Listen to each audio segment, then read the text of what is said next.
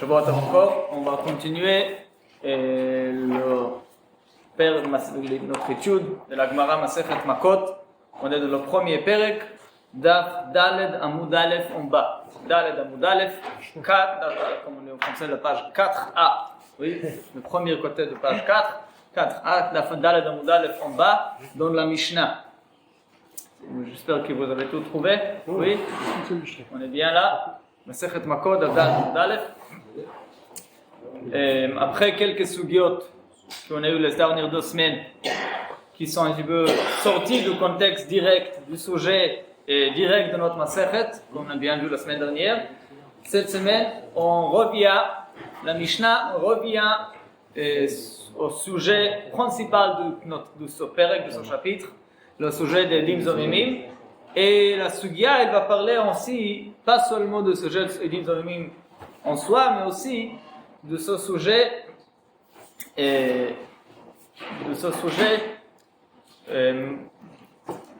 plus général dans la Torah, dans toute la halachot, ce qui concerne la... Pardon, je vais mettre en place. Ça va concerner aussi plusieurs sugyot dans la Torah entière, ce qui concerne le sujet de notre Masechet, qu'il s'appelle Masechet Makot, ou plutôt Malkot.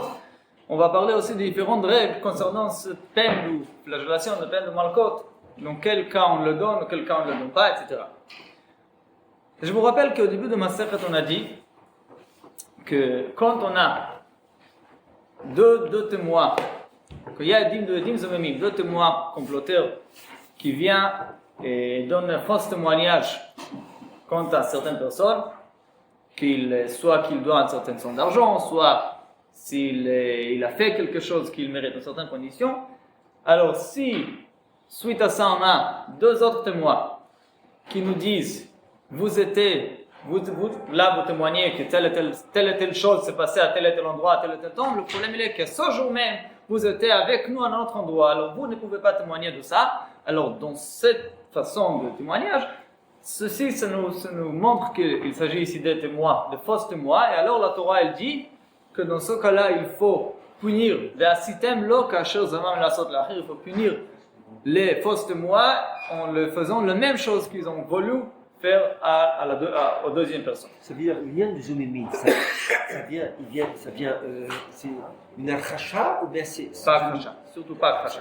Et on met en cause les témoins ou les témoignages, c'est ça la question. Les témoins, pas le témoignage. On va arriver à ça dans la Gemara, on va voir tout le sujet à ce sujet, mais oui, le témoignage, le deuxième couple de témoins doit concerner les témoins, pas leur témoignage. On va arriver à ça.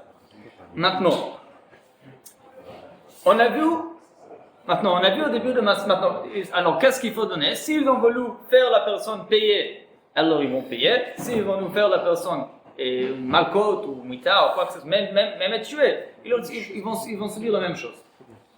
Maintenant, au début de Masechet, on a appris qu'il y a certains cas où on ne peut pas accomplir la mitzvah de la Torah v'asitem lo kasher zamam la'asot la'achiv.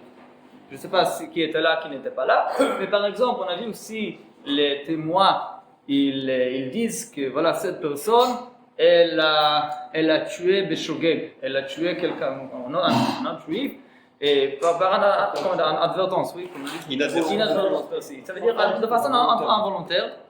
Alors, dans ce cas-là, normalement, s'ils étaient des vrais témoins, alors la personne devrait aller dans la ville de refuge, oui, Irmiklat.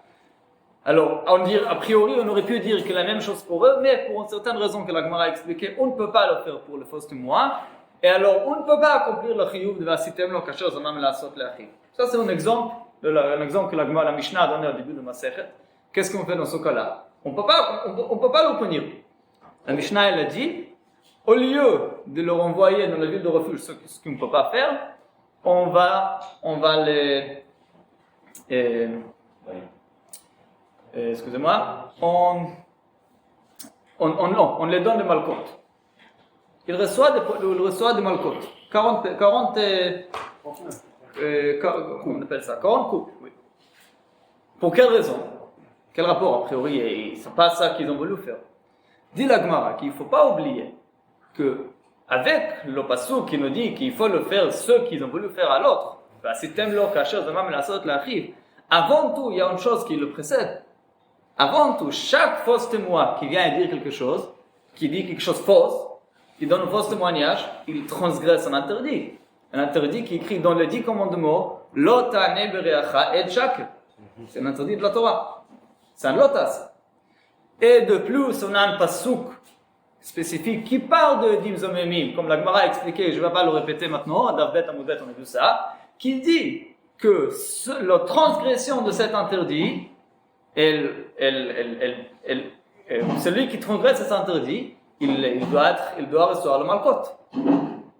Alors dit la Gemara, qu'est-ce qu'on a compris au début de Masechet, ce qu'on a compris jusqu'à maintenant, après on verra notre Mishnah pour voir différents avis, mais ce qu'on a compris au début de Masechet, si on peut donner la punition prévue, prescrite de Vasitem Loka Sher Zamam Lasot Lachriv, si on peut lui punir de la punition égale, identique à ce qu'ils ont voulu faire à lui, c'est bien, tant mieux.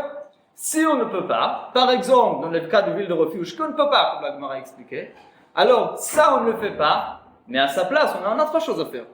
On revient à base, parce que chaque faux témoin, en vérité, de base, il mérite le malkot. Pourquoi? Parce qu'il a transgressé l'interdit de la Torah, Lotane bereacha et shakr. Le fait même de donner un faux témoignage, c'est une raison de recevoir de 40 coups. Alors, il y a combien de punitions? Il y a malkout plus... Non. Alors, a priori, ce qui ressort jusqu'à maintenant, là on verra la machloket, c'est une très bonne question. Très bonne question. C'est justement sur le prochain sujet de la Mishnah. Mais, a priori déjà, on a ce qu'on a compris jusqu'au présent, jusqu'à notre Mishnah, que si je peux le punir avec la punition normale, ok, on donne la punition normale, en fonction de ce qu'ils vont nous faire. On ne peut pas les amener dans la ville de refuge, c'est ça le problème? Ils peuvent pas aller en Alors, ville de mais refuge. si on ne peut pas, par exemple dans le cas de ville de refuge, alors on ne peut pas le faire la punition prescrite, mais on reste avec la punition de base. Et ça, c'est le malkot. La ville de refuge, c'est une coula. La ville de refuge, c'est une coula. Je ne vais pas rentrer dans cet exemple plus qu'un autre. Parce que je sais pas, c'est ce que vous avez fait au C'est juste début, un ça exemple. Hein? C'est ce que vous avez fait au début, ça? C'est la première suga. D'accord. Donc logiquement, ils sont confondus le fait qu'ils ont fait un faux témoignage parce que les personnes qui disent, ils accusent, enfin ils témoignent qu'il a tué involontairement, et donc logiquement, ceux qui sont confondus, puisque apparemment c'est faux, ils étaient avec eux, donc eux on ne peut pas effectivement. On ne peut pas les renvoyer dans la ville de refuge. Et alors qu'est-ce qu'on fait? On ne reste pas à vie, on fait une autre chose, on leur donne la punition de malkot. Pourquoi? C'est pas lié à leur témoignage, c'est parce que c'est lui qui donne un faux témoignage, de base il a malkot. Mais maintenant, on va revenir de parler sur le cas normal. On sait que si on ne le punit pas avec la même chose qu'ils ont voulu faire à l'autre, alors on le donne de malkot. Ça on a déjà appris.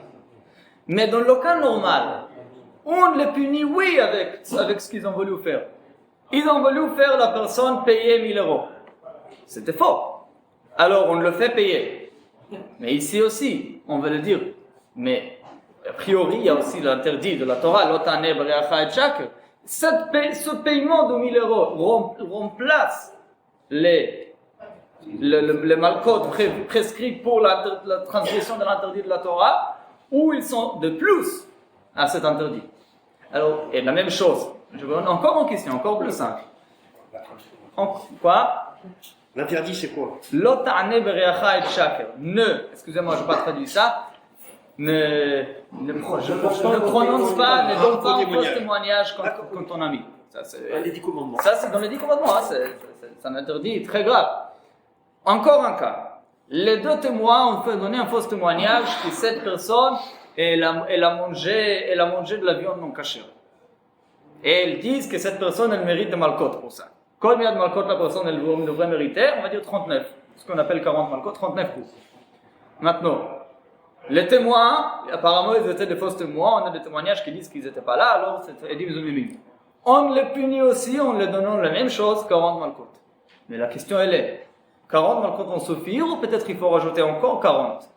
40 pour ce qu'ils ont voulu faire à lui, mais après on cherche encore un 40 parce que le fait même qu'ils ont fait donner un faux témoignage, la transgression de l'interdit. Vous voyez?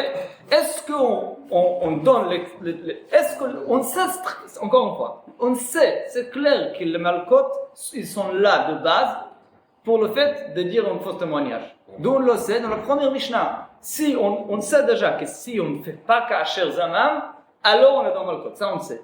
Mais quand on fait oui kasher zamam, où ils sont les malkot, ils disparent quelque part, ou on les utilise quand même. Ça va être le sujet de la prochaine Mishnah, ça va être un machloket entre Rabbi Meir et Chachamim. Mais pourquoi on veut faire au faux témoin ce qu'il a voulu faire subir à l'autre? Ça c'est la Torah qui nous dit. Pourquoi? Ça c'est la définition que la Torah prescrit. Mais si on, alors, d'une part, on te dit un faux témoignage, c'est 40 coups, et d'autre part, on te dit ah non, c'est pas 40, enfin, on te dit pas si c'est pas 40 coups, on te dit. Voilà, c'est exactement la question. On te dit il va subir ce qu'il a voulu faire subir aux autres. C'est exactement la D'accord. question. Alors quoi? Alors, très bien. Ça, c'est la question de notre Mishnah. Est-ce que la question elle est, écoutez bien, quand la Torah elle nous dit faites-le, ce qu'ils ont voulu faire à lui, ça remplace les malcotes qu'il mérite de toutes les façons, ou ça se rajoute sur les malcotes qu'il mérite pour pouvoir transgresser cet interdit? Non, mais la question c'est pourquoi la Torah elle te dit qu'on va lui faire subir ce qu'il a voulu faire subir aux autres, alors qu'il y avait déjà Peut-être pour remplacer. Il y avait déjà une punition, c'était les 40 coups. Soit pour remplacer les malcotes, ou bien c'est de plus. Sauf les malcotes, il va subir aussi ça. C'est exactement la question. Mais On verra ça dans le mot de la Mishnah. dans les points de Edim Zomim, ce qu'on contredit, c'est pas leur témoignage, c'est où ils étaient leur. Oui. Est-ce que vraiment ça rentre dans le cadre de l'autonomie de chacun? Parce qu'on pourrait dire quelque chose, par exemple, deuxième main, si on dit quelqu'un d'autre, ça rentre automatiquement de l'autonomie. Non, oui. Pour nous, techniquement, on a la seule manière de savoir que quelqu'un il est un faux témoin, c'est si on a dit mezinim, si on a des témoins qui disent qu'il n'était pas sur place.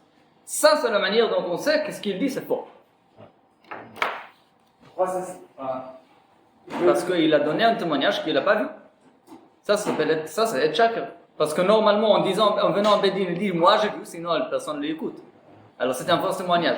S'il y avait un autre témoin qui me dit non, j'ai vu l'autre mot, alors pour nous c'est égal. C'est pas une preuve qu'il a été checker. La seule preuve que quelqu'un a été checker pour nous, c'est si quelqu'un dit tu étais avec nous. On verra plus tard dans le prochain sujet. Bien, on verra tout ça dans le mot de la Mishnah. Premier cas. Meidim anu beish ploni shechayav lechavero 200 zuz. Un cas classique.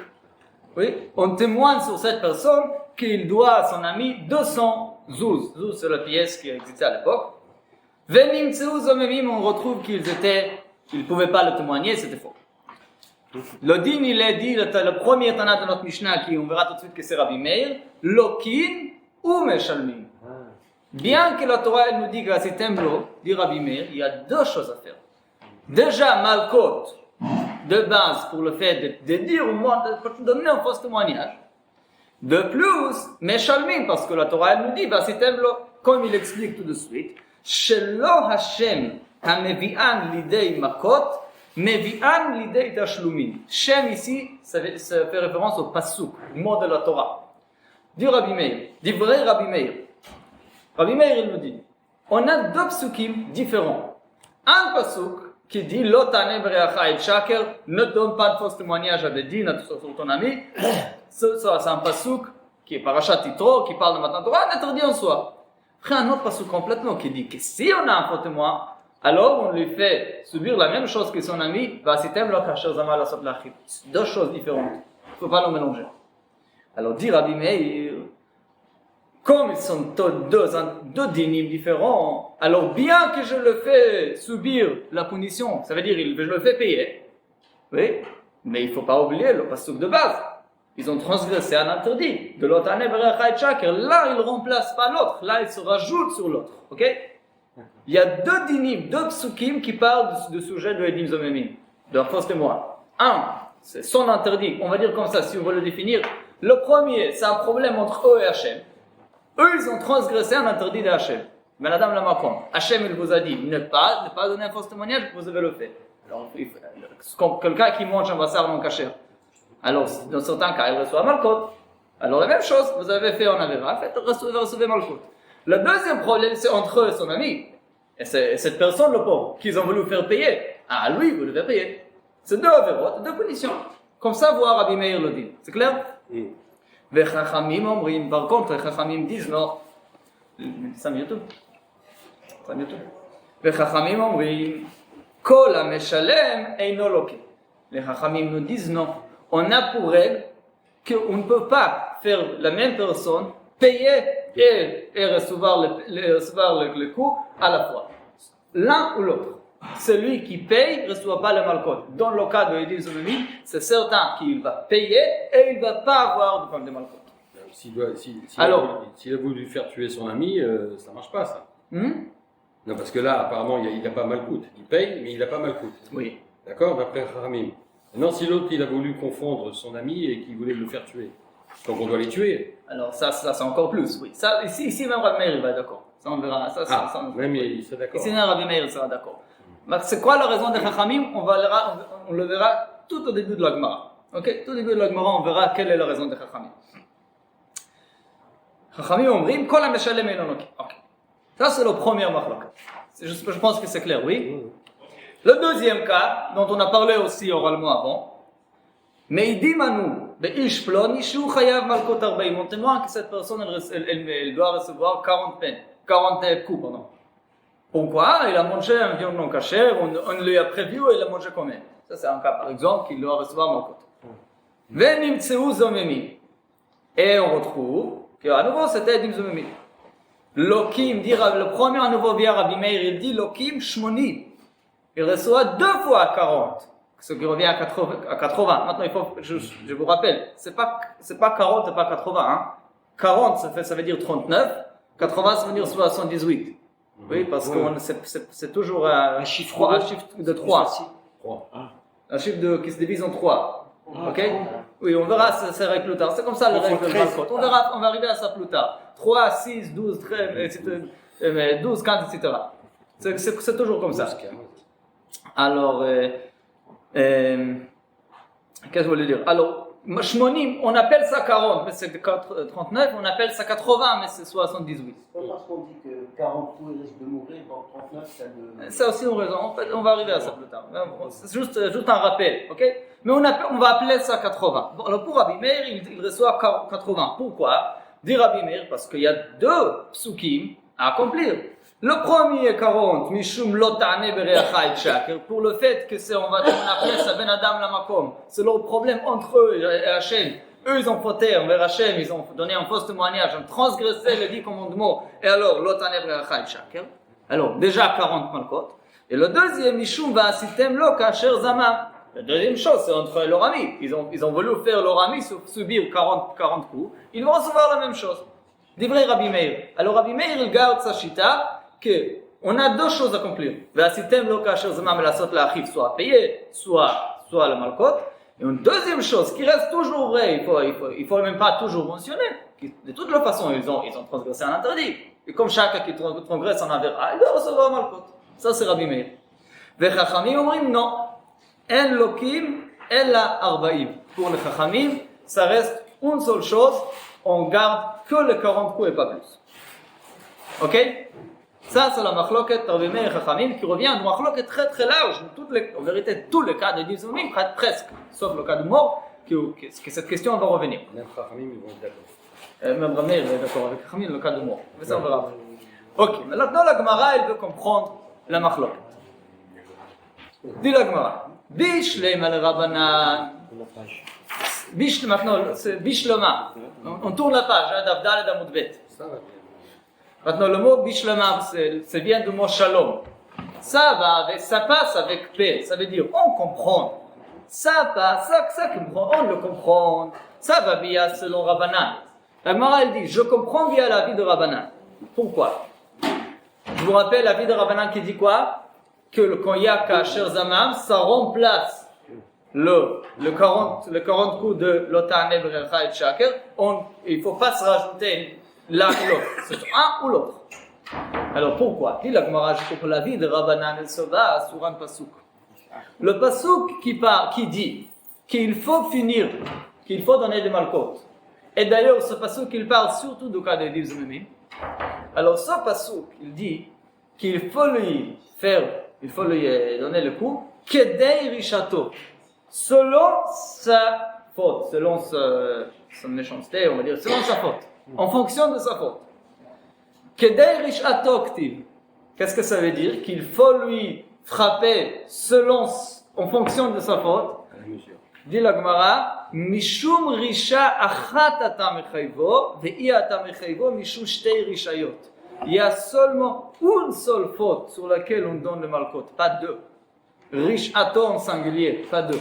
La raison des chachamim, pourquoi on ne rajoute pas deux punitions sur la même avéra, malkot et aussi l'argent, paiement, ou bien malkot et malkot, parce que quand la Torah elle nous dit qu'il faut donner le malkot, c'est en fonction de sa faute en singulier qui revient à une seule faute, ça veut dire une seule punition qui est quoi? Dans le cas de paiement, ça va être le paiement seulement, dans le cas de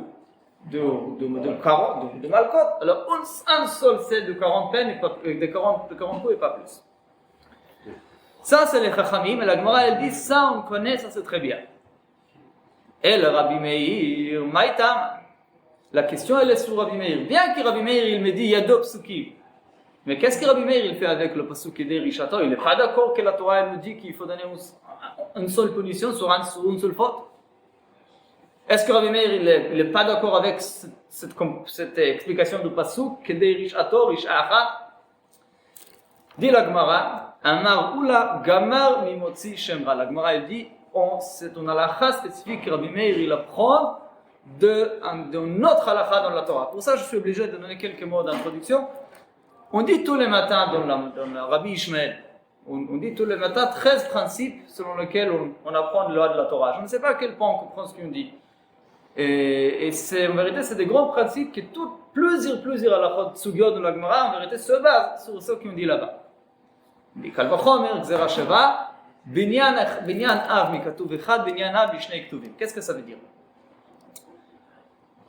En général, la règle est, quand la Torah elle dit une halakha, quelque part, la Torah nous enseigne quelque chose quelque part, dans un certain sujet, pour la Torah, c'est pas, quand elle a dit ça, c'est pas seulement pour ce cas spécifique dont elle a parlé. Pour la Gemara, chaque halakha citée pour la Torah, chaque halakha qu'elle dit peut être utilisé comme source pour toutes les autres halakhot. Si seulement on trouve une manière de comparer une autre halakha à ça, on va apprendre les mêmes choses. Et ainsi, il y aura des halakhot qui sont écrits nulle part dans un certain sujet, mais on va leur appliquer quand même parce qu'ils ont écrit complètement un autre sujet. Et pour la Torah, ça suffit. Ok? La règle est, quand la Torah elle dit quelque chose quelque part, pour elle, ça suffit. C'est pas seulement pour ce cas spécifique dont elle a parlé, c'est aussi pour nous apprendre sur les autres cas. Ça s'appelle Binyan Av. Ça veut dire. Ça c'est pas Gzera Sheva. Ça s'appelle Binyan Av. La même Atzinu, si vous voulez. Ça veut dire quoi? La Torah, elle nous a dit, c'est écrit ici. Ce qui est écrit ici, c'est un Binyan. La Torah, elle a construit un Av. C'est comme une paire pour tous les autres cas qui je pourrais le comparer, vont apprendre de là. Ok? Ça, c'est Binyan Av. Par exemple, je vous donne un exemple. Quand il y a un ré qui dit Shnei Ktuvim Abaim Ke'echad, En Melamdim. Ça veut dire quoi? Parfois, la Torah, elle dit la même chose, la même halakha deux fois. La même halakha deux fois dans la Torah. Et on va apprendre ça plus tard dans notre Masechet aussi, que dans ce cas-là, on ne peut pas apprendre.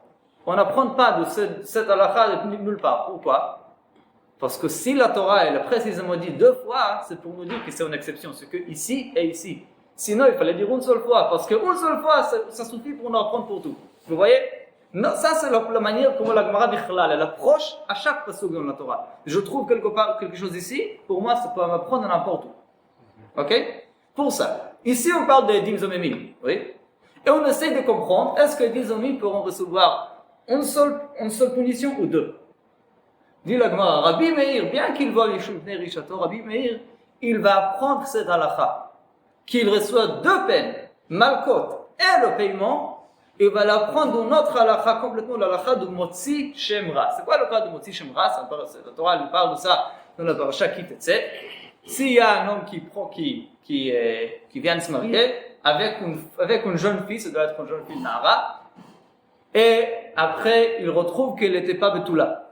Alors il dit apparemment, alors il suspecte qu'elle a eu déjà des rapports. Maintenant, pour comprendre, on ne parle pas de rapport avant les Hiroussim, avant de faire le Kiddushin, parce que c'est pas c'est pas bien, mais ça ne l'interdit pas.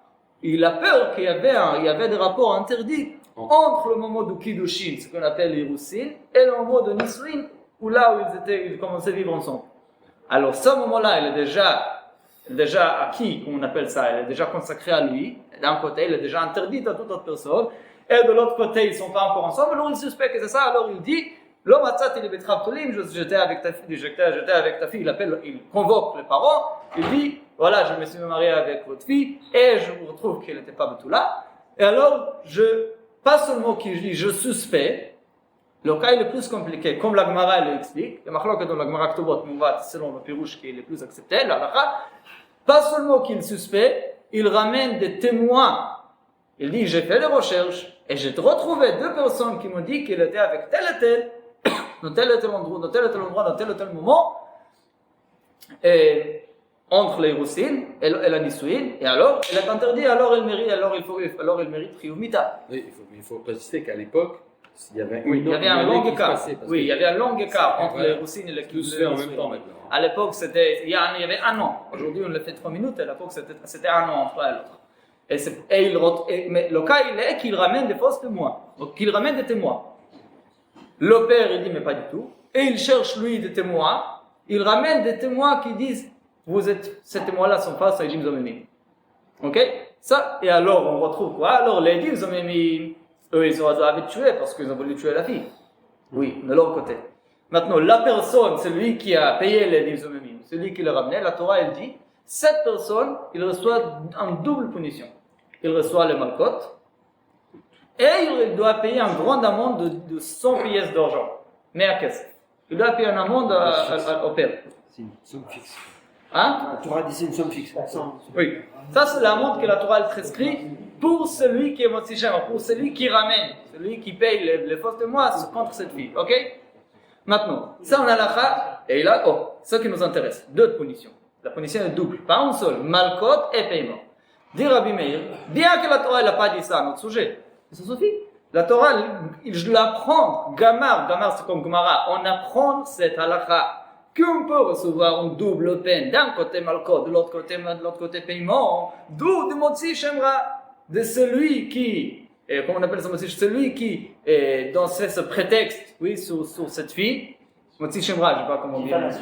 Fait sortir un mauvais nom. Oui, sur cette fille, en ramenant ses faux témoins, etc., alors qui les filles les punit, 2 choses. Alors regardez bien, ma Motzi Shemra, de même manière que Motzi Shemra, loke, ou Meshalem, comme on vient de dire, Afko, la même chose aussi. Toutes les halachot de la Torah, notamment notre sujet, Dim Zomemim, loke ou Meshalem. Ok? C'est clair? Ça, c'est l'avis de Rabbi Meir. C'est rapporté qu'une seule fois, donc on peut dire que c'est un klal et non pas une exception, on est d'accord? Oui, c'est parce que ça rapporte une seule fois. Oui. Maintenant, c'est pas si évident, on va arriver à ça, mais pour le moment, pour le moment, c'est un klal, on va prendre là. Mais juste, il faut préciser, qui est-ce qui nous a expliqué ça? Qui est-ce qui nous a expliqué l'avis de Rabbi Meir? Qui c'est? Oula. Ok, n'oubliez pas. Ça, c'est l'explication qui a donné Oula, la Mora Oula, sur le mot de Rabbi Meir de la Mishnah. Pose la Gemara en question maintenant. Je rajoute encore un petit détail dans cette règle du Binyana. Comment on apprend cette règle? On a dit que si seulement on arrive à comparer en notre halakha à celle, alors on peut apprendre. C'est ainsi qu'on a dit, oui. Qu'est-ce que ça veut dire si on arrive à comparer? Comment ça fonctionne? Pour casser, entre guillemets, un binyana, pour prouver faux à cette comparaison, il y a une seule chose qu'il faut. Il faut trouver, pas seulement ça, un certain point d'exception d'une khumra particulière, par exemple, dans ce passouk en question. Et donc, une fois qu'on trouve une khumra de plus sur ce passouk, on va dire que ce passouk, c'est plus un exemple, et c'est plus une source pour toute la Torah. Et pourquoi? Parce que de même manière que la Torah a rajouté cette exception, qui est certainement exceptionnelle, qu'on va pas apprendre de là pour l'autre chose, la même chose aussi, la deuxième chose, c'est aussi une exception. Donc tous les binyanat que vous allez voir dans la Gemara elle propose, on va prendre ça de là-bas, un certain halakha que la Gemara va ramener, c'est un halakha à part. La réponse, ou aussi la Gemara elle va essayer de dire que c'est faux, ça va être toujours mal, par exemple, mal le Motzi Shemra, mais je trouve dans le Motzi Shemra une exception à part, qui veut me dire que cette halakha en question, c'est pas un halakha exemplaire. Au contraire, c'est une halakha exceptionnelle que pour Motzi Shemra exclusivement, et c'est pas une preuve pour la Torah entière. Où on voit ça dans Motzi Shemra? Dit la Gemara, mal le Motzi Shemra, sheken knas. Motzi Shemra, c'est un paiement qui n'est pas considéré comme un remboursement, mais comme un amende. C'est une question qu'on a déjà développée une fois dans le shiurim, c'était à la fin de Davet Amudbet, Daf Gimel Mudalef, on a parlé de ça un petit peu, je vous rappelle encore. Il y a deux sortes de paiements dans la Torah. L'un il appelle Mammon, l'autre il s'appelle Knas. Remboursement d'un côté et un amende de l'autre côté. Par exemple, quand quelqu'un il prête l'argent, il emprunte l'argent de son ami. Alors maintenant, il a emprunté 1000 euros. Après, on dit, tu dois payer 1000 euros. Le 1000 euros qu'il doit payer, c'est un amende, c'est une punition. Comme tu as pris un prêt, alors tu dois payer. Non, c'est pas une punition, c'est tout à fait normal. Comme je le dois l'argent, c'est un remboursement. Cet argent n'appartient pas à moi, en vérité. Il y a 1000 euros qui l'appartient. La même chose, un voleur. Même ça, c'est pas en punition. Parce que tu as volé, tu fais. Non, le 1000 euros que je volais, ça lui appartient, je les rembourse. Si je fais un dommage à mon ami, quelque chose, un vrai dommage, c'est un remboursement. Il y a un argent à lui qui se trouve dans ma possession, alors je le fais. Tout ça, c'est maman. Après, il y a ce qu'on appelle knas, un amende. Par exemple, un voleur qu'on a dit avant. La Torah dit un voleur, de plus qu'il doit payer, rembourser ce qu'il a donné, il doit payer un double paiement. Oui, tu as volé 1000, tu payes un double tachlumei kefel, encore un 1000. Le deuxième 1000, c'est pas un remboursement, c'est juste rembourser. Ça, c'est un amende, c'est une punition. Tu as volé, alors on va te punir encore. Et ainsi, on a plusieurs différentes halakhot qu'on considère comme knas. Et il faut faire cette distinction toujours entre maman et knas pour plusieurs halakhot. Ici, la Gemara, elle va comprendre. Ceux qui ont dit que le Motzi Shemra, il doit payer à cette fille 100 pièces d'argent. C'est maman ou knas? Bien sûr que c'est knas. Il n'a rien volé, il n'a pas pris d'argent. C'est une punition, c'est une pure punition. De la même manière qu'on lui donne la malcote, on lui fait payer. Dit la Gemara, mal Motzi Shemra, sheken knas. Et alors quoi? Ici c'est knas. La différence est grande. Knas en soi, c'est un chidouche. Non, knas c'est pas une chose évidente à faire. Comme je remboursement, c'est évident, c'est pas un chidouche, c'est ça. Knas, c'est un chidouche de la Torah. Peut-être il fallait pas, mais la Torah elle me dit il faut oui. Alors, dans le knas, en vérité, dans le knas, il n'y a pas vraie règle, a priori. Pourquoi? Parce que de base, j'aurais bichlal pas payé. La base, elle est de ne rien faire, de ne rien donner. Et là, que la Torah, elle fait un chidouche que je dois, oui, payer. Alors, si déjà la Torah a fait son chidouche, de payer le knas, alors que ce soit déjà avec ma cote.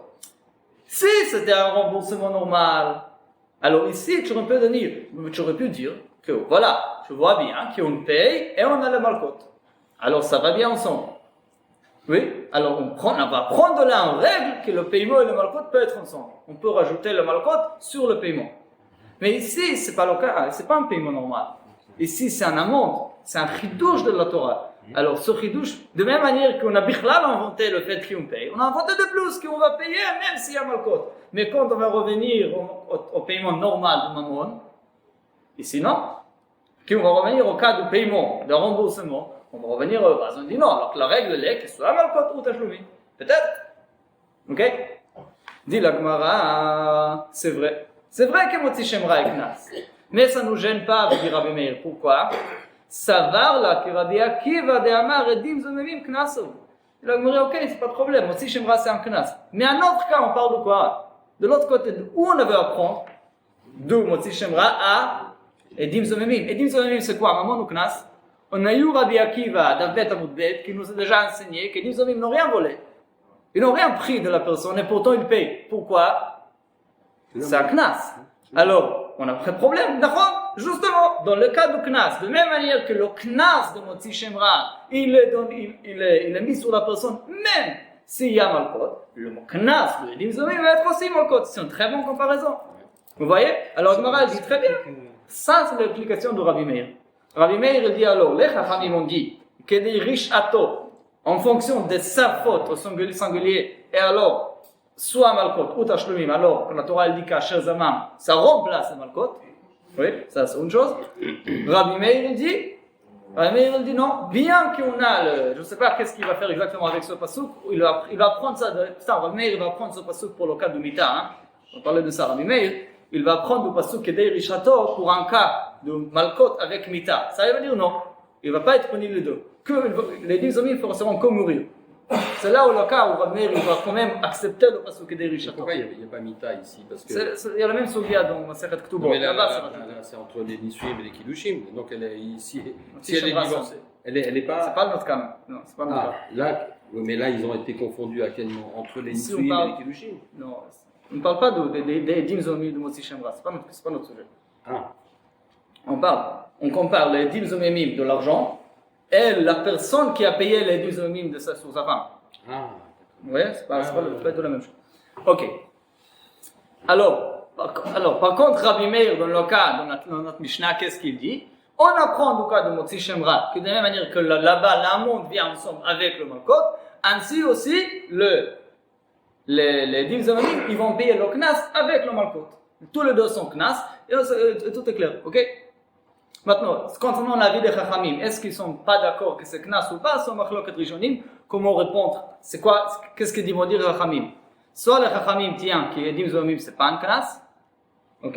Il y a un avis pareil. Il faut comprendre c'est quoi la logique. A priori c'est un Knas, c'est Dim Zomim. Mais il y a un avis, on verra ça à la suite de la page, qu'il y a un avis qui considère que c'est pas comme Knas. C'est quoi? C'est comme quoi? Maman? Que les Dim Zomim c'est maman, c'est un remboursement. C'est maman ou c'est grâce à C'est une bonne question. Je viens d'accord, je n'ai pas une explication. Mais il y a un avis comme ça. On verra ça à la suite de la page.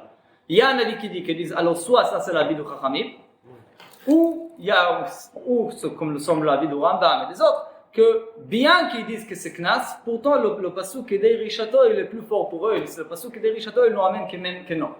Le passouk Kedei Rishato ils disent qu'on ne peut pas utiliser ce limoud de Motzi Shemra. Bon, c'est la manière comment expliquer l'avis de Chachamim, mais ça c'est la machlok. Ok. Jusqu'ici, la Gemara a expliqué le premier cas de la Mishnah. Et on a eu qui a expliqué ça? Oula. Ok? Maintenant, la Gemara, elle va nous dire. Il y avait certains Amoraïm qui ont entendu le mot de Oula, cette chose-là, qui ont apprendre quelque chose du Motzi Shemra, mais ils ont entendu ça dans un complètement autre contexte. Ils ont la même chose qu'Oula dit Gamar la Motzi Shemra, c'était pas un autre Mishnah, c'était complètement un autre sujet. Sur un autre Mishnah, un autre Machloket. Et alors là, on va passer à un autre sujet aussi sur la question du Malkot, mais pas la question du Loké ou Meshalem. On verra tout de suite. Ika de matnei leha de ula aha. Il y a certains qui ont appliqué le mot de ula sur la braïta suivante. Aha de Tanya. Il y a une braïta qui dit. Il y a un pasuk qui dit, d'ailleurs c'est vraiment la paracha d'hier, paracha de Bo, Korban Pesach. Le pasuk il dit Lototiru mimenu ad boker. Et c'est vrai pour plusieurs korbanot, pour la majorité de korbanot, il y a l'interdit de laisser le korban, tout le korbanot est l'interdit de laisser le korban c'est pas forcément le matin, c'est déjà en question de le korban, mais le temps limite, on ne peut pas dépasser le temps que la Torah a délimité. Lototiru mimenu ad boker, c'est un interdit, c'est l'otase. Continue la Torah, et si c'est arrivé, Ve'anotar mimenu ad boker, si la viande de sacrifice a resté, alors il faut lui brûler, brûler le viande restant. Ok, ça c'est le pasuk. On a le pasuk qui commence avec un lotase, ne laissez pas la viande jusqu'au matin, jusqu'au somme délimité, et il continue avec un mitzvah tassé. Et si c'est arrivé, brûlez le reste. Ça c'est la mitzvah, ça c'est le pasuk. Maintenant, Amar, dit la Braïta, on verra tout de suite que ça c'est le mot de Rabbi Yehuda. Ba hakatuv, liten ase, achar lota ase, lomar she'en lokim alav. Livré Rabbi Yehuda. Rabbi Yehuda, il veut nous dire, en vérité, on verra que tous les deux, Rabbi Yehuda et Rabbi Yaakov, c'est pas Rabbi Akiv, les deux avis dans cette Braïta, tous les deux, ils sont d'accord qu'on ne reçoit pas de malkot sur le fait d'avoir laissé la viande jusqu'au matin ou jusqu'au temps délimité. Il n'y a pas de malkot sur ça. Ok? Tout le monde sont d'accord. Il y a un machloket, par contre, entre Rabbi Yehuda et Rabbi Yaakov. Ici, Rabbi Akiva, mais c'est Rabbi Yaakov, qu'on verra tout de suite dans la Braïta. De quelle raison il n'a pas de malkot? Ok? Rabbi Yehuda, il dit, la raison, elle est parce qu'il y a assez achar lota assez. Il y a un vrai qui s'appelle la vanita classée. On verra ça longuement dans les prochaines secondes, dans le 3e période dans notre Masechet. Il y a un vrai qui dit, quand il y a un interdit de la Torah, qui est nitak, il y a deux pirouchines dans le mot nitak, je vais appliquer le pirouche le plus connu, et nitak comme réparé, un interdit qui est réparé par un mitzvah tassé. C'est-à-dire, par exemple, la Torah elle nous interdit la mitzvah shiluach hakel. Oui, si on voit des petits oiseaux dans le nid. Dans le nid aussi, alors il est interdit de prendre les petits en présence de la mère. Oui, pardon, il est interdit de prendre la mère de la mère. Et on a de l'autre côté une mitzvah tassé, de renvoyer la mère jusqu'ils ne reviennent pas. Et alors on peut prendre les petits. Ça c'est l'interdit et le mitzvah. Le din il est que celui qui a transgressé cet interdit, il a pris la mère, oui, en présence de ses petits, il ne reçoit pas de malkot. C'est pas les petits qui ont pris devant la mère. Quoi? Non, mais ça, Lotika cha'em alabani. Ah, C'est un petit peu compliqué. Lotika cha'em alabani. Ça, c'est l'interdit. Celui qui a pris la mère, au lieu de le renvoyer quand la mitzvah est prescrite, celui qui a pris la mère, il ne reçoit pas de malkot. Pourquoi? Parce que l'interdit, lotika cha'em alabani, cet interdit, la Torah, elle a tout de suite rajouté une manière de réparer. Si on a transgressé, la Torah a tout de suite donné un mode de réparation. Si tu as pris, par exemple, renvoie-le tout de suite. Si tu le renvoies, cette mitzvah tassé, elle est là pour te sauver du malkot de la lota tassé que tu viens de transgresser. La vanita classée, tu as fait un interdit. Mais comme tu as encore la possibilité, les détails, on verra sur Machlok dans notre masechet plus tard. Mais comme il y a encore la possibilité d'accomplir la mitzvah tassé, cette mitzvah tassé, elle va réparer ce que tu as fait en transgressant la mitzvah de lota tassé, de l'otika cha'em alabani. Ok? Ça s'appelle la vanita classée. Et ça, c'est en règle dans toute la Torah entière. Toujours qu'on a un lota tassé réparé, et si tu as fait, alors faire une autre chose, alors tant qu'on a la possibilité de réparer, alors c'est caché. Par exemple, quand est-ce que celui qui a pris la mer, il va oui être puni, si la mère est morte. Ici, tout le monde sont d'accord que dans ce cas-là, tu n'as plus de réparation, alors il va être puni. Parce que la raison pourquoi il n'était pas puni, c'est parce qu'il a eu la manière de réparer sa faute. La vanita classée, maintenant il n'y a plus de manière de le faire, il reçoit le malkot. Ça c'est vrai dans plusieurs cas, plusieurs exemples. Okay? La réparation commence une fois que tu as pris la mère, tu vas la renvoyer. Mais il a déjà pris devant les oiseaux. Mais c'est justement pour ça, la Torah elle nous a dit ça. La Torah elle a dit ça, si tu le fais, alors renvoie-le, et alors on verra plus ce que tu as fait. Il n'y a plus de malkot. Alors dit Rabbi Yehuda, la même chose qu'il dit pour Shiluach hakel là-bas, on a la même chose ici à notre sujet. Concernant la notar, comme on appelle, la viande restante de Korban. Il dit, il est interdit de le laisser jusqu'au matin. Mais si tu l'as fait, tu as un mitzvah tassé, brûle-le. Sauf si par exemple, la viande a été volée. Oui, si la viande va être volée, alors j'ai plus la manière de accomplir la mitzvah. Il va dire, qu'est-ce que Rabbi Yehuda va dire? Qu'est-ce que Rabbi Yehuda va dire? Il faudra être puni, oui. Parce que la raison pour laquelle il n'est pas puni, c'est parce que c'est un la vanita classé, comme la mère, et tant qu'il est vivante, tant que j'ai la possibilité de le faire, alors j'ai pas de malkot. C'est clair? Ça sera Rabbi Yehuda. Sauf que si ça a été volé, il n'est pas responsable, ça a été volé, lui, il l'a volé. L'interdit était déjà fait. Mais il a la réparation, il n'y a plus de réparation. Compris? On verra tout de suite. Ça c'était Rabbi Yehuda. Maintenant, Rabbi Akiva, c'est pas Rabbi Akiva, on a ici à côté, c'est pas Rabbi Akiva, le marcha il dit que c'est Rabbi Yaakov. C'est important. Rabbi Yaakov il dit, Rabbi Yaakov Omer, Lo min Hashem huzer. Rabbi Yaakov il dit, je suis d'accord avec la halakha. Je suis bien d'accord avec la halakha que celui qui laisse la viande jusqu'au matin, il n'est pas puni, il n'a pas de malkot. Je suis d'accord.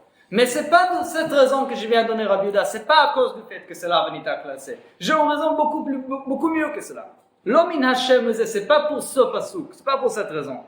Ela mishum de havalei lav she'en bo maaseh. L'interdit même, oublie la mitzvah tassé, l'interdit même que tu viens de transgresser, en laissant la viande jusqu'au matin, l'interdit même c'est un interdit faible parce que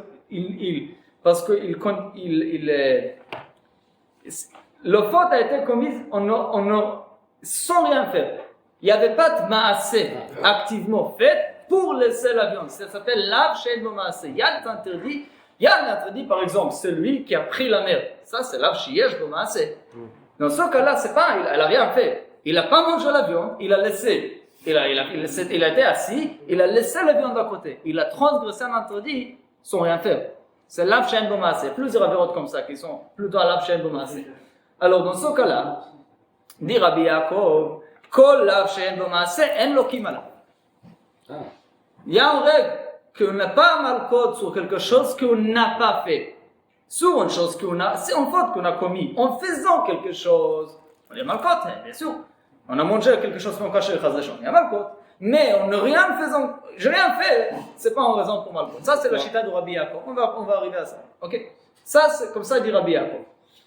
Maintenant, où est la nafkemina? Nafkemina, ça veut dire le cas où on verra la différence. Très simple. Dans le cas que j'ai dit avant, si la viande va être volée, si la viande va être brûlée par quelqu'un d'autre, je ne sais pas. Alors, selon Rabbi Yehuda, le din il est quoi? Il va avoir malkot. Pourquoi? Parce que toute la raison de ne pas avoir malkot, c'est parce qu'il est à la réparation et là il n'a pas réparé. Mais pour Rabbi Yaakov, même si la viande a été volée, j'ai rien fait, il n'y a pas de malkot. Vous voyez, c'est un grand machloket. C'est pas seulement une question théorique, c'est un machloket qui s'exprime vraiment en afkemin. C'est pas un bézid, c'est un.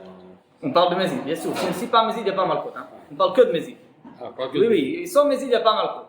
Sauf mamash des exceptions rares. Ok.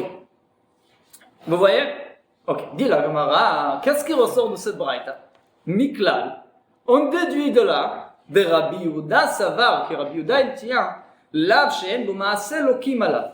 Rabbi Yehuda il tient qu'on a les malkot sur un lav she'en bo maaseh. La Gemara dit, minale, d'où Rabbi Yehuda il apprend qu'on mérite des malkot sur lav she'en bo maaseh. En général, toutes les malkot sont comparées, on verra ça plus tard dans le Masechet. Toutes les malkot dans la Torah, il y a un hekesh. Ils sont juste opposés avec l'interdit du lotachsom shor bedisho, de ne pas fermer la bouche d'un animal qui est en train de travailler dans le champ. Oui? Alors, cet interdit-là, c'est alav sheyesh bo maaseh. Alors, plusieurs règles qu'on apprend pour malkot, en général dans la Torah, on l'apprend le fait que la Torah a juste apposé, comment on dit ça? Juste apposé, merci. Le din du malkot a 7 interdits. Là-bas, c'est un lav sheyesh bo maaseh. Normalement, lav sheyesh bo maaseh, il n'est pas comparable à ça, il devait être pas tout. Et là, Rabbi Yehuda dit chayav, d'où il a appris ça? Ok? Alors, la Gemara est là en question sur Rabbi Yaakov, la Gemara n'a pas de problème. Sur Rabbi Yehuda, la Gemara pose, mina, d'où il sait?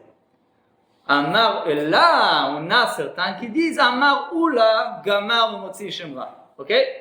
Avant, on a vu certains qui ont dit que Oula, il a parlé de notre Mishnah pour le din du Malkot et Tashlumin selon Rabbi Meir. Là, la Gemara, il y a certains Amoraïm qui ont entendu ça de Oula dans notre contexte, donc en cette braïta. Pour la vie de Rabbi Yehuda, que lav she'en bo maaseh lokin alav, qu'on a des Malkot sur un interdit de converser sans rien faire. Okay, vous voyez? Pour l'exemple de lav she'en bo maaseh, c'est notable ici, c'est ça? Dans le cas de cette braïta, c'est notable. Ça, c'est l'exemple. Maintenant, d'où l'apprend Amar ou la Gamar Mimotzi Shemra. On apprend cette halakha de Rabbi Yehuda, que même lav she'en bo maaseh, on reçoit un malkot, de ce fameux cas de Motzi Shemra. La personne en question, qu'est-ce qu'elle a fait? Qu'est-ce qu'elle a fait, la personne? Elle n'a rien fait, elle a parlé. Elle a parlé. C'est pas masse. Concernant ça, c'est pas masse. Non. C'est bon, c'est vrai que parfois on appelle ça maaseh, zouta, mais c'est pas maaseh pour le malkot, non, pas du tout. Il n'y a pas mal, c'est pas un concerné, on va considérer un maaseh. En général, chose qu'on faute comme il se parle verbalement, n'est pas. Quand quelqu'un a sorti une parole, il ne peut pas la rattraper, il a sorti ça. Ça, c'est lav she'en bo maaseh. Non, c'est pas compressima. Bon, on verra ça en vérité, c'est une bonne question, mais c'est pas considéré maaseh. Les détails, on verra dans le troisième par exemple. Alors, dit la Gemara, Motzi Shemra qui n'a rien fait, il a seulement dit quelques mots. On verra bien qu'il veille sur toi, la Torah elle dit il reçoit de malkot, ma Motzi Shemra lav she'en bo maaseh lokim alav, quoi lav she'en bo maaseh lokim alav. Maintenant, comme on a appris déjà, comment la Gemara elle va casser une telle explication? Il faut trouver une raison que Motzi Shemra il est exceptionnel, une autre raison en quoi il est exceptionnel. Oui? Par exemple, avant on a parlé de l'argent, c'était knas, là c'est pas le sujet. Une autre raison en quoi Motzi Shemra il a une certaine exception à lui, pour laquelle il ne pourra plus servir comme source pour le Torah entier, on ne pourra plus comparer le cas du notaire. Parce qu'il y a deux. Pas seulement ça, parce que Une fois que Motzi Shemra est exceptionnel, Motzi Shemra dans notre cas, dans certains domaines qu'on verra tout de suite, on ne peut plus comparer une autre halakha qui n'a pas cette khumra à elle, à Motzi Shemra. On verra ça. Ma Motzi Shemra, sheken loke ou meshalem. Motzi Shemra, il a un khumra qui est encore une fois khumra exceptionnel. Et là, on parle selon Rabbanan. Hein? Rabbi Yehuda, il va tenir comme Rabbanan. Motzi Shemra, il tient autrement, à la différence de la Torah entière, il reçoit pas seulement le Malkot, il reçoit pas seulement le Tashlumim, tous les deux. Et selon Rabbanan, comme on a vu dans notre Mishnah, c'est pas possible dans la Torah entière. Alors pour Rabbi Yehuda, toi, tu ne peux pas apprendre du Motzi Shemra, on règle pour la Torah entière, pour Korban Pesach, pour Notar. Et pourquoi? Parce que Motzi Shemra, c'est une halakha exceptionnelle. On voit déjà, la Torah elle est mahmir bien plus que partout. La Torah lui fait payer, et elle recevoir le Malkot. Alors ne t'étonne pas que la Torah lui fait au don de Malkot, même s'il avait rien fait. De toute façon, c'est un chidouche. Vous voyez? Vous comprenez la logique? Encore une fois, si Motzi Shemra, c'était un des Malkot normal, alors, si je n'ai pas trouvé une autre exception, alors j'aurais dit de la même manière qu'ici à Malkot, même s'il n'a rien fait, il n'a que parlé, la même chose là-bas pour Notar. Mais la Gemara elle dit, mais je trouve déjà qu'il y a une exception de plus sur Motzi Shemra. Oui, le fait qu'il paye aussi, et pourtant il le reçoit de Malkot. Alors ne t'étonne plus, je ne m'étonne plus rien avec le Malkot de Motzi Shemra. Qui on le donne sur ne rien faire, on le donne si on paye, alors ça ne peut plus servir comme source. Ok? C'est clair? Alors on a eu le mot de Oula rapporté un sujet d'où? Lav she'en bo maaseh selon Rabbi Yehuda. C'est clair? Maintenant, dit la Gemara, c'était une bonne question. Alors viens, on cherche une autre source. El Amar Rish Lakish, quelle source on peut trouver autre part pour cette halakha de Rabbi Yehuda qui Adam loke belav she'en bo maaseh lokim alav? Amar Rish Lakish gamar me'edim zomemim. Oh, on a une preuve très simple. Notre cas, notre Masechet.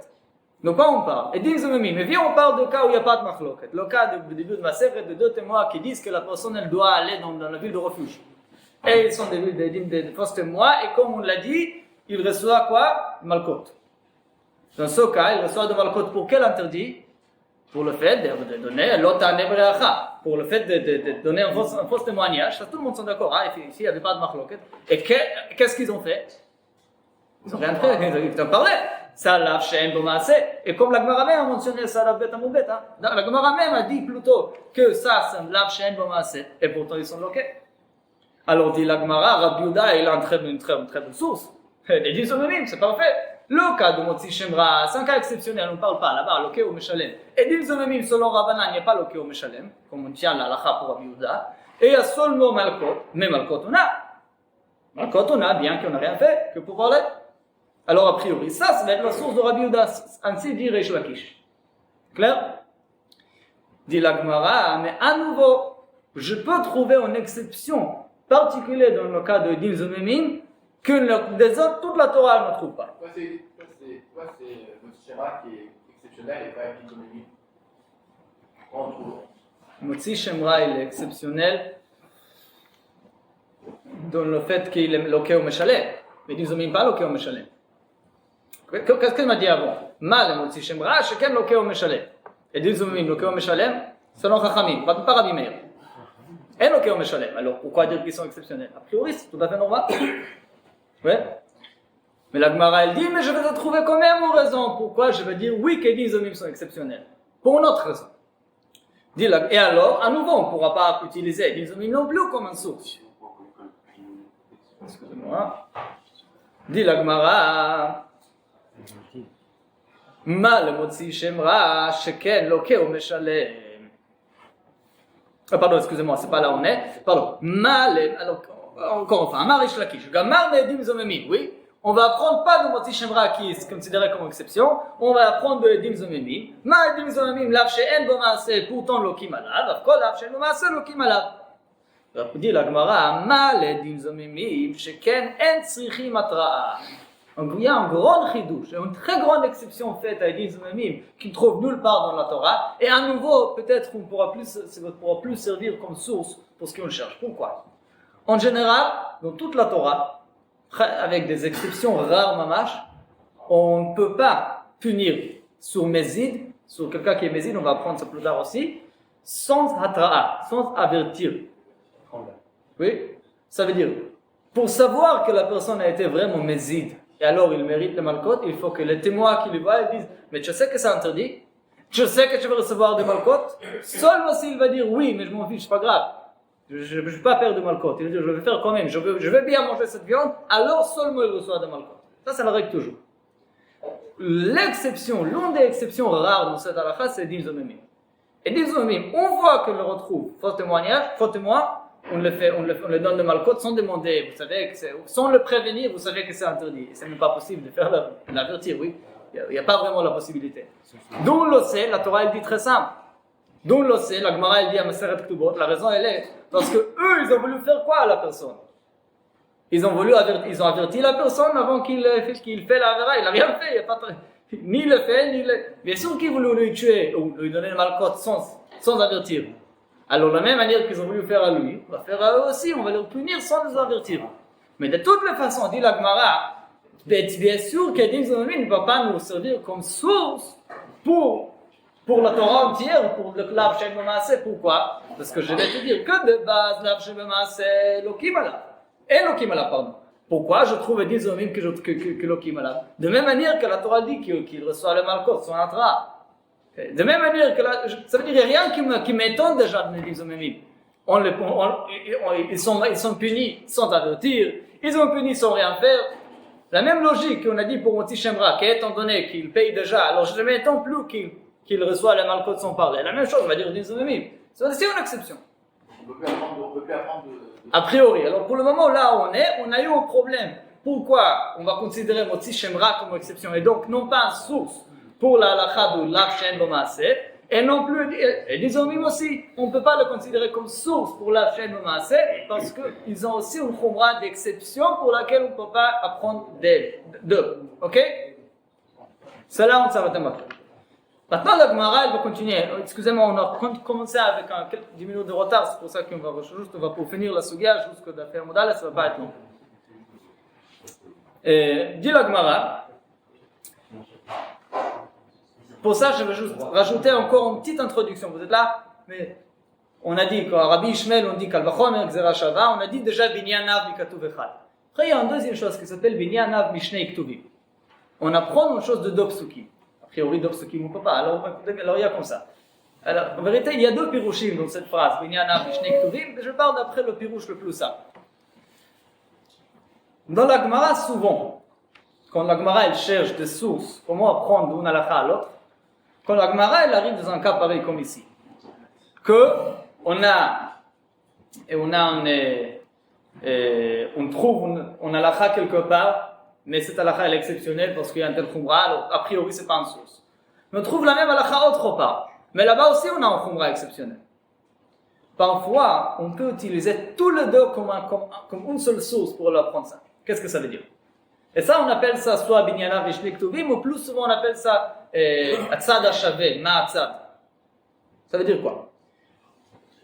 Quand je prends le Motzi Shemra en soi, si je ne sais pas Edin Zomemim, et je vois un loïc qu'on donne le malkot sans rien faire. Alors ici, je vais dire, regarde, peut-être c'est seulement parce que c'est comme il paye, comme on lui donne le malkot et on lui fait payer. Alors aussi, de la même manière qu'on fait ça, on lui donne le malkot sans rien faire. Parce que c'est une exception. Ça, c'est ce qu'on a à Motzi Shemra en soi. La même chose, Edin Zomemim en soi, on le regarde, on dit, c'est pas la source, peut-être. Pourquoi elle reçoit de malkot sans rien faire? Parce que par exemple, ils n'ont pas besoin d'atra. C'est la khumra d'exception qui ramène la deuxième khumra. Mais dit la Gemara, maintenant on a deux cas. Dans tous les deux on trouve un point en commun. Et ça c'est quoi? Un tzad HaShaveh on appelle ça, un point en commun. Et ça c'est quoi? Le fait qu'il reçoit des malkot sans rien faire. Ça c'est le point en commun entre les deux. Maintenant, tu veux me dire qu'ils sont des exceptions. Mais c'est pas la même, on n'a pas la même, c'est pas la même raison pour dire pour chaque cas. Chaque cas est un autre khumra. Alors je ne peux pas dire que c'est seulement, on ne peut pas dire que c'est seulement le fait de payer et recevoir le malkot qui fait en sorte qu'il ok à belav shen bomassé, parce que les Zumemi, ils ne payent pas et pourtant ils ont des malkot. Et je ne peux pas dire que c'est parce qu'il n'y a pas Atra'a. On ne peut pas dire que c'est parce qu'il n'y a pas Atra'a qu'ils payent, parce qu'ils disent, parce que Motzi Shemra, qui ont les malkot, Motzi Shemra, il va Atra'a, et pourtant il a les malkot sur la chaîne Bomassé. Alors avec tous les deux, comme chacun, la Khumra n'est pas la même que l'autre, pour cela on va dire qu'on vient, au lieu de regarder la différence, on regarde le point en commun. De tous les deux, je vois une chose, et ça c'est qu'on paye, qu'on a le malkot, même s'il n'y a pas de maasé. Alors, de même manière que dans tous ces deux cas, lav shen maasé lokim alav, afko lav shen maasé lokim alav. On va essayer de voir dans la Gemara, ça va être un peu plus clair. Regardez les atlas dans la Gemara. La Gemara elle dit, ma ledim zumemim sheken en tzrichim atra. Alors la Gemara elle pense que la raison pourquoi ledim zumemim reçoit le malkot sur lav shen maasé, c'est parce qu'ils n'ont pas besoin d'avertissement. Dit la Gemara, motzi shemra yochiach. J'ai une preuve que ça, c'est pas la raison, que c'est pas à cause du fait qu'ils n'ont pas Atra qui reçoivent le malkot. D'où je sais, de Motzi Shemra. Motzi Shemra, il a besoin d'un Atra. On ne peut pas connaître Motzi Shemra si on l'a averti avant. Sache que je commence avec ça, ça peut mal finir sur toi. Il faut lui prévenir avant. Alors, Motzi Shemra, il a besoin d'Atra. Et pourtant, on dit, lequel lav shen bomassé. Alors, on ne dit pas que c'est à cause de l'Atra, le fait que les Zomim n'ont pas Atra, c'est pour ça qu'ils ont des malkot. Non. Parce que la Motzi Shemra, il a Atra et pourtant il est loqué. De l'autre côté, Motzi Shemra yochiach. De l'autre côté, tu veux dire mal, Motzi Shemra il loqué au Meshalem. Oui, mais Edim Zomemim yochichu, Edim Zomemim en loqué au Meshalem d'après Rabbanan. Et ça que la Gemara elle appelle Vechazar Adim. Si je vais aller attraper la Khumra exceptionnelle de Motzi Shemra qui est loqué au Meshalem, j'ai une preuve de Edim Zomemim que c'est pas la raison. Voilà, ils n'ont pas, ils ne payent pas et pourtant ils ont des malkot.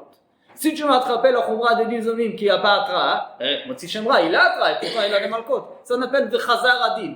On peut discuter sans fin. De Edim Zomemim, non, tu vois Motzi Shemra il n'a pas cette Khumra. Motzi Shemra il a Khumra, Edim Zomemim n'a pas cette Khumra. Ça s'appelle de Chazar Adim. On va aller discuter, on va apprendre de là à l'autre, de là à l'autre. Alors, lo reizé qui reizé, velo reizé qui reizé. La Khumra de l'un ne ressemble pas à la khumra de l'autre et la khumra de l'autre ne ressemble pas à la khumra de l'un. Alors au lieu de regarder la différence, les points d'exception de chacun d'eux qui est différent de l'un de l'autre, regarde mieux le point commun entre eux. Hatzad hashaveh shebahem. C'est quoi le point commun? Lav she'en bo ma'aseh velo kimala. Moi, je vois entre les deux une chose. C'est pas parce qu'il n'y a pas besoin d'Atra, comme je vois dans Motzi Shemra, et c'est pas parce qu'on paye, parce qu'on voit Edim Zomemim. Alors, au lieu de dire que c'est à cause de cette Khumra ou l'autre Khumra, je vais dire non, c'est un clair, c'est une chose générale, parce que Lav She'en bo ma'aseh lo kimala.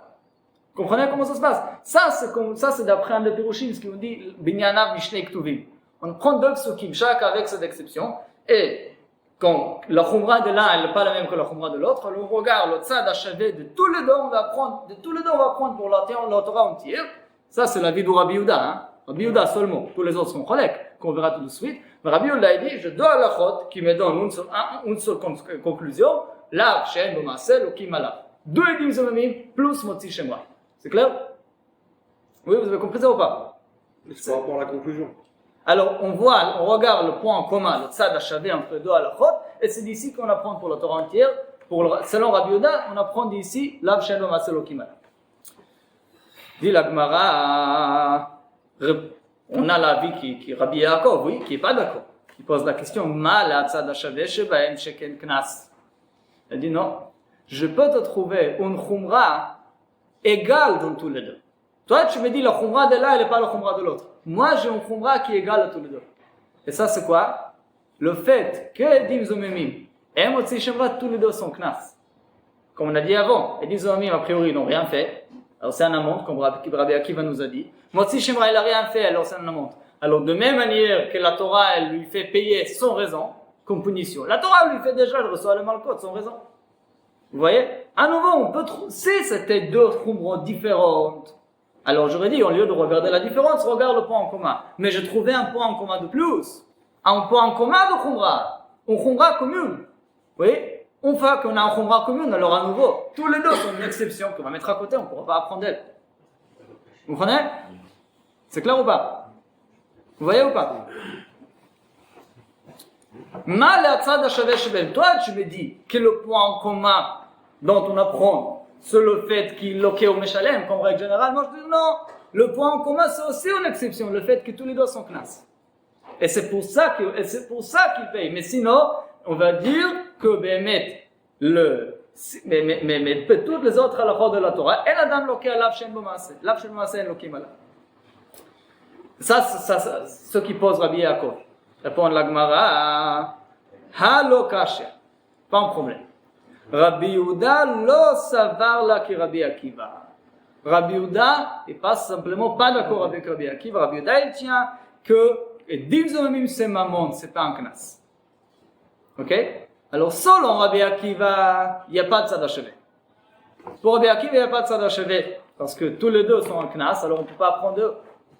Mais comme Rabbi Yehuda, il tient que Din Zomimim c'est Mammon, alors on n'a aucun point commun entre Din Zomimim et Motzi Shemra, sauf le fait que tous les deux, ils reçoivent de Malkot, alav shen b'maaseh. Vous voyez ou pas? Parce que selon Rabbi Yehuda, Motzi Shemra c'est Knas, et Din Zomimim c'est Mammon. Et pourtant, tous les deux, ils reçoivent de Malkot sans rien faire, seulement se parler. Ouais. Donc la punition elle n'est pas la même, le point commun c'est... Le point commun est le même. On a un point commun qui est général, qu'il ne faut pas prendre comme exception. Vous comprenez ou pas? Hein, je ne sais pas, c'est pas un sujet très facile. Non,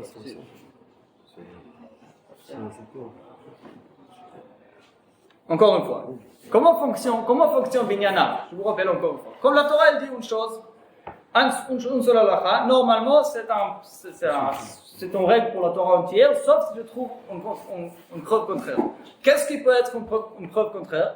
Si je trouve une raison pour dire que ce cas où la Torah elle a dit, il est exceptionnel. Et la Torah elle dit ça comme exception, pas comme règle. Et ça, comment je le preuve? Si je trouve une chumra en plus dans cette halakha. Dès que je trouve une chumra en plus dans cette halakha, alors c'est plus une preuve pour rien d'autre, il faut le garder, il faut le mettre à côté, c'est pas une preuve. Oui. Maintenant, quand on retrouve un deuxième endroit, qui est aussi exceptionnel, en soi, je vais dire la même chose, que c'est une exception. Alors, à nouveau, normalement, je ne peux pas apprendre ni l'un ni l'autre. Mais quand je vais mettre ensemble, alors, on va jouer ce qu'on appelle Chazar Adin. Je veux dire, toi, tu vas me dire que c'est une exception. Pourquoi? Parce que tu as trouvé ici la Khumra A. Alors, moi, ici, le deuxième cas, il n'y a pas la Khumra A. Et pourtant, on a le même à la fin. La Khumra A que tu as trouvé ici est absente dans le cas B. L'autre côté, non, je trouve ici un Khumra B. Mais dans le cas A, il n'y a pas la Khumra B. Pourtant, le cas est le même. La halakha est la même. L'instruction, la halakha que je veux apprendre, peu importe quelle. Par exemple, un autre cas, le Rabbi Yehuda, il veut apprendre Lav Shen B'maaseh Lokim Alav. On a le cas A, cas de Motzi Shemra, on a trouvé Khumra A. Après, on a le cas de Din Zomimim, Khumra B. Alors toi, tu vas me dire, c'est à cause de Khumra A qu'il a Lav Shen B'maaseh Lokim Alav. Il va dire non, parce que dans le cas de Motzi Shemra, il n'y a pas Khumra A. Il va dire Motzi Shemra, il y a Khumra B, mais dans le cas de Din Zomimim, il n'y a pas Khumra B.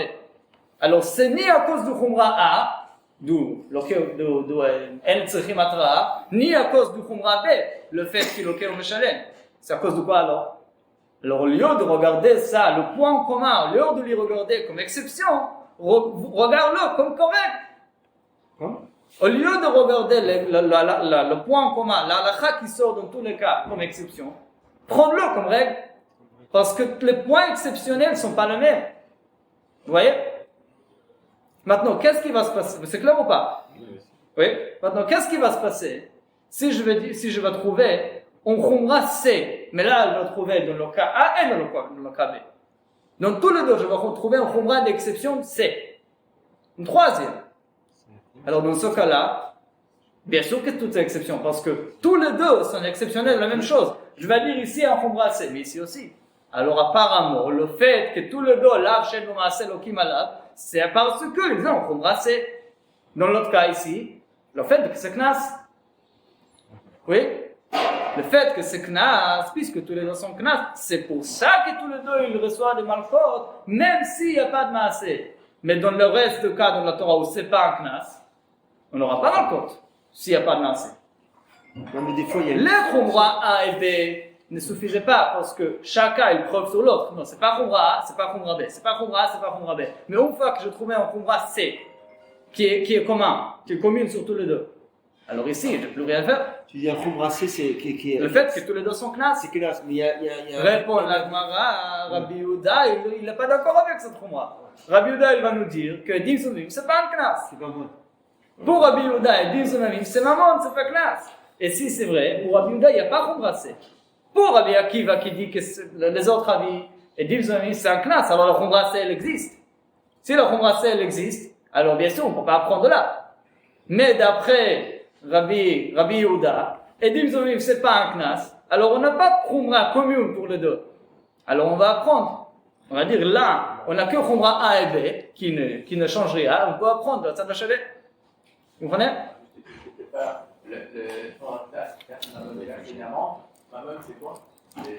Remboursement. C'est comme quelqu'un qui doit l'argent à quelqu'un. Vous voyez? Ça, c'est là où on s'arrête maintenant. Dit la Gemara. Ok. Encore une question. Elle a mal à Tzad HaShaveh shebahem, shekel yesh bahem tzad chamur. Dit la Gemara, j'ai quand même un problème avec ce Tzad HaShaveh. Et c'est là, c'est le fait, maintenant c'est une question qui se répète quelquefois dans la Gemara, un peu difficile à comprendre. Je vais l'expliquer comme Tosfot l'explique à différents endroits. Rashi est un peu difficile à comprendre, selon la vie de Tosfot, partout. Comme Tosfot il tient, donc tout bord dans différents endroits. Alors je vais aller dans cette chita. Il y a un problème quand même avec cette comparaison, ce qu'on a fait avec Edil Zunamim et Motzi Shemra. Et ça, c'est le fait que tous les deux, Yesh Bahem Tzad Chamur, ils ont une Khumra spécifique. Qu'est-ce que ça veut dire?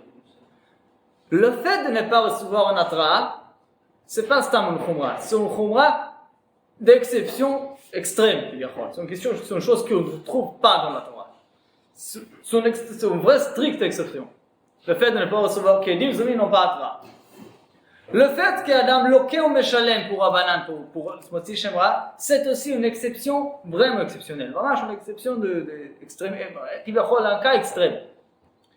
Alors, dit la Gemara, bien que je n'ai pas un Khumra en commun, oui, je n'ai pas de Khumra C, pourtant j'ai encore le problème que le Khumra A et B, en soi, ils se ressemblent trop. Tous les deux sont des Khumrot vraiment exceptionnels. Et quand j'ai deux cas, là il a un Khumra d'exception mamash A, l'autre il a un Khumra d'exception B, alors dans ce cas-là, ça ne me convainc pas de dire que c'est pas une exception. Je vais dire que tous les deux sont une grande exception, l'un pour cette Khumra, l'autre pour l'autre Khumra. Si c'était des Khumrot moins exceptionnels, alors j'aurais dit c'est pas A, c'est pas B, c'est mitzvah, c'est en alach, c'est une règle. Mais comme A et B sont des Khumrot, le Etzrachim Atra, Velokeo Meshalem sont des Khumrot très très graves, très très grandes, pour cela, on considère ça Tzad Chamur tellement qu'on ne va pas apprendre de là. Maintenant, A. Les deux, ils ont le double bête, ça. Pas avec ça double bête. Les deux, ils sont de Khumrot qu'on trouve nulle part. Tel Khumrot, c'est plus qu'une exception normale. Tel Khumrot, on va dire que je ne peux pas regarder le point en commun. Je suis obligé de regarder le Khumrot.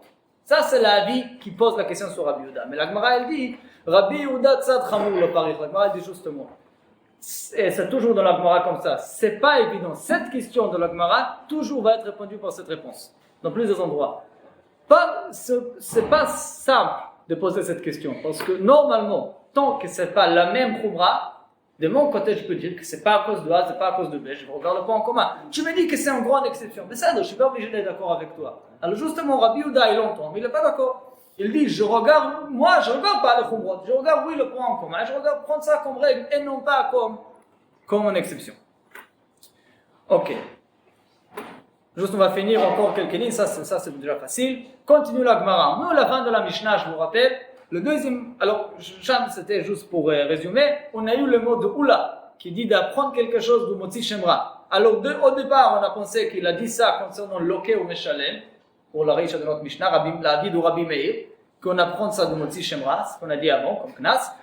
Après, la Gemara, il a ramené une deuxième version qui dit qu'il a ramené ça comme source pour apprendre la vie de Rabbi Yehuda, qu'Adam lave Shen, B'maaseh Elokim alav, on a rajouté à ça le lien de Edim Zomemim, qu'il faut avoir le Chazar Adim, Binyanav Mishnei Ktuvim. Ok, la dernière sujet d'aujourd'hui, c'est la fin de notre Mishnah. La fin de la Mishnah, on a dit, Rabbi Meir, il dit que dans le cas où les Edim Zomemim ont voulu faire la personne, donner la personne 40 coups, eux-mêmes ils reçoivent 80, oui, l'un pour l'otane, le fait d'un translotane, l'autre pour Kasher Zamar, et Rabbanan disent seulement 40.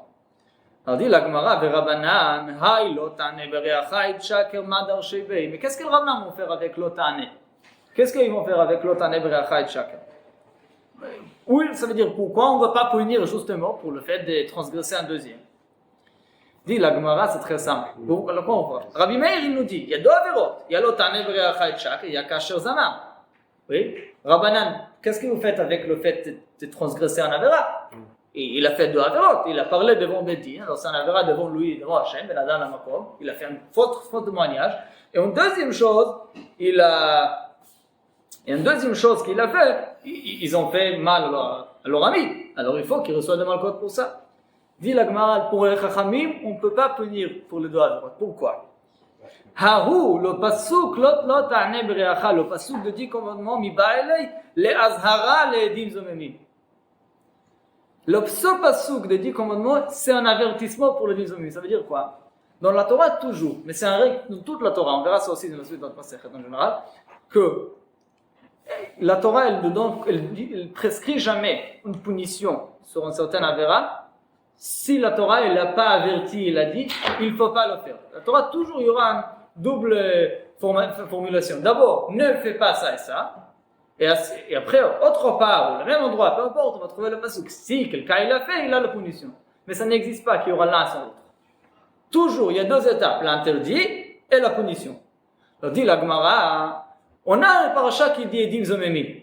S'il y a un faux témoin qui dit, et alors, la Torah nous prescrit la punition. Que quoi? Où écrit l'interdit? Où écrit l'azara, l'avertissement? On peut toujours Azara ou il n'y a pas Azara? Il y a besoin d'azara. Où c'est écrit? Dit les Chachamim, c'est écrit à Seret HaDibrot. L'interdit est écrit dans le 10 commandements, l'otane bereacha et shaker. La punition est écrite à Parashat Shoftim sur Edim Zomemim. Mais dit les Chachamim, ne comprends pas Rabbi Meir. Toi, tu me dis, il y a deux choses, deux avérotes. Une chose, l'otane, la deuxième chose, Kasher Zamar. C'est pas deux choses, c'est la même chose. C'est une avéra, l'interdit et la punition. Alors, comme je le donne psukim, c'est pas deux punitions, c'est une seule. Le pasuk Kasher Zamar, il revient sur le pasuk l'otane, vous voyez. Rabbi Meir, il prend ça comme deux choses différentes. Rabbi Meir dit, mais c'est pas deux choses. Comme on dit, la Torah, elle avertit, et après la Torah, elle dit, si tu fais, tu serais puni. C'est deux choses différentes. C'est une seule halakha, il n'y a pas deux. Alors, c'est très simple. Alors, c'est quoi la vie de Rabbi Meir? Dit le Rabbi Meir, Azara l'edim zomemim minale. Alors, pour Rabbi Meir, c'est sûr qu'il a besoin quelque part d'avoir l'avertissement. Où il est l'avertissement? Amar Rabbi Yirmiyah, très simple. Nafka leime ve'anishari mishme'u ve'ira'u ve'lo yosifu od. La fin de l'islam, le sujet de Edim Zomemim, là-bas à Parashat Shoftim, où la Torah elle parle d'Edim Zomemim, après que la Torah elle dit qu'il faut lui punir comme il a voulu faire à son ami, à son frère, la Torah elle nous dit que les restants, les autres juifs autour, ils vont entendre ce qui se passe, ce qu'on a fait à ces témoins, et ils vont plus jamais faire ce type de choses. Ah, ça c'est une Azara? Alors dit Rabbi Meir, ça c'est l'Azara. Quand on dit que les restants, les autres vont entendre et ne veulent plus le faire, pour moi c'est un Azara. L'Azara elle est écrite dans le Parashat Shoftim, je ne le cherche pas à Parashat Yitro. Et alors si à Parashat Yitro il y a écrit l'otane bereacha, pour Rabbi Meir c'est un interdit en plus. Parce que l'avertissement est écrit à Parashat Shoftim avec la punition. Et pour les Chachamim, par contre le pasuk l'otane bereacha, c'est un interdit en plus. C'est pour ça que pour Rabbi Meir il y a ici deux peines de 40 coups. L'un pour l'otane, l'autre pour Kasher Zamam qui vient à Nishari Mishmeu Veirao. Pour les Chachamim, il y a un seul peine. De l'Otane qui vient ensemble avec Asher Zanam. C'est un ensemble, c'est pas deux choses différentes. Vous voyez? Oui, Rabbi Meir alors, il a l'avertissement dans Parashat Shoftim, mais alors, le Pasuk l'Otane va rajouter un autre peine de 40 coups. Pour les Chachamim, non? Oui. Rabbi Meir, l'Otane pour lui, c'est l'interdiction qui donne une punition, et Kachardana, c'est une deuxième punition. Oui, c'est une deuxième punition, sur une deuxième interdiction qui est écrite Vanisharim Yishmeu Veirao Velo Yosifu. C'est ainsi qu'il voit. Continue la Gemara, les Rabbanan disent non, mais ce passage que tu viens de nous ramener, que les autres vont l'entendre, ils ne vont plus rien faire, Haru, c'est pas l'interdit, c'est pas l'avertissement. Haru mibaile le achraza. C'est là on le dit seulement pour qu'il y a une mitzvah, il faut faire savoir ce qui s'est passé. Il faut être machriz. Il faut annoncer ce qui s'est passé avec l'église de Memim. C'est justement une mitzvah pour éviter que les autres vont le faire. Alors, Rami dit pour nous, là, c'est pas la Hazara, elle reste à Parashat Yitro, et le passage que tu viens de ramener, c'est pas de ça, c'est une autre chose. Mais Rabbi Meir, il dit, et ça va être la fin de la discussion, Achraza mi yishmeu ve'irao nafka. Pour le Rabbi Meir, il y a deux parties. Ve'anishmaim misharim yishmeu ve'irao. Le premier partie, les restants, ils vont entendre, ils vont avoir peur. Ça, c'est déjà la mitzvah de faire savoir. Mais la fin du pasuk, Velo yosifu od, pour Rabbi Meir, c'est quoi? Ça, c'est déjà un interdit. Ça, c'est déjà l'avertissement de la Torah. Et alors, pour lui, l'otane, c'est un pasuk à part. Pour les Chachamim, c'est un ensemble. Banisharim lo yiru lishmu ve'irao velo yosifu od. Ça, la mitzvah de faire savoir. Et alors, la mitzvah, l'interdit, l'otane, bereacha et shaker, parashat Yitro, ça reste pour quoi? Ça reste pour la mitzvah, l'interdit en général, pour avertir de ne pas donner faux témoignage. C'est clair? Bon, aujourd'hui, c'était un peu plus long parce que c'est qu'il y avait quand même des notions que peut-être qu'on ne connaît pas tellement. Merci beaucoup.